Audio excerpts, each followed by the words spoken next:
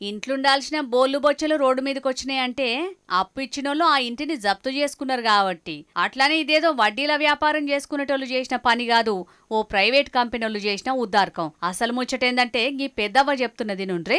నాకు 4 ఆపరేషన్లు అయినాయి. ఇక నా భర్తకు గుండెపోటు వచ్చింది. నాకు భర్తకు 2 లక్షల దాకా అయింది. నాకు 10 లక్షల దాకా అయింది. నా కొడుకు అప్పు తెచ్చుకున్నాడు. ఇల్లు మీద అప్పు తెచ్చుకున్నాడు. కట్టలేక దేశం పోయిండు. ఎవరికి చెప్పక చేయక ఇప్పుడు పోలీసు వాళ్ళు వచ్చిరు, బ్యాంకు వాళ్ళు వచ్చిరు, అంగడి చేసిరు, ఇవన్నీ బయట పెట్టిరు.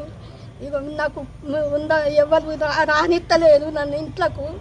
నాకు ఏడంగు దొరకలేదు.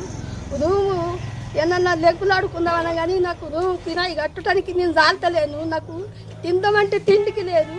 నాకు గోసు ఉన్నది. నేను పుట్టిడు బాధపడుతున్నా.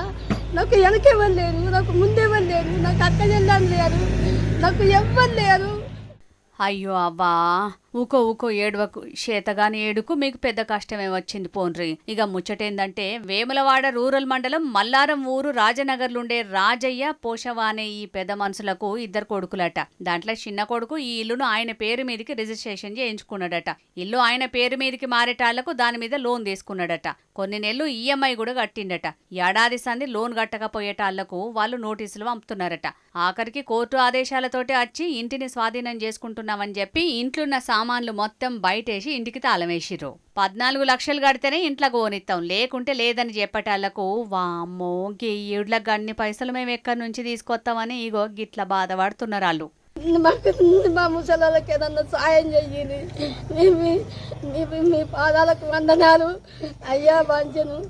మేము ఎక్కడ కానీ పచ్చులోనే ఉన్నాము, చల్లే చస్తున్నాము, దోమల్లో చస్తున్నాము. ఆయిలో తెల్లందాక ఇంకా పక్కింటేనే ఇంత వంట చేసింది. మా కోడలు ఇంత చేస్తుంది. మాకు ఎక్కడేమి దిక్కు లేదు. మేము దిక్కు లేని వల్ల తిరిగి అయిపోయినాము. పాపం ఆ అవ్వ దుఃఖం చూస్తే పానమంతా ఆవిష్పోయినట్టు అవుతున్నది కదా. ఈగిళ్ళు మాకెట్లనన్నా న్యాయం చెయ్యురని వేములవాడ రూరల్ పోలీస్ స్టేషన్కు పోయి ఫిర్యాదు చేస్తే కేసు కోర్టు పరిధిలున్నది కాబట్టి మేమేం చెయ్యలేమని ఆలు చేతులు ఎత్తేసిరట. మా కొడుకు మాకు తెలవకుండా చేసిన పనికి మేము రోడ్డు మీద పడే పరిస్థితి వచ్చిందని గోడ ఏడుతున్నారు. వీళ్ళ దుఃఖం, వీళ్ళ అవస్థలు చూసినోళ్ళు కూడా చాలా బాధపడుతున్నారు. కానీ ఎవరైనా ఏం చెయ్యలేని పరిస్థితి మోపైంది. కాబట్టి సర్కారు పెద్దలే ఈ పెద్ద మనుషులకు దారి చూపాలనని అక్కడి జనాలంటున్నారు.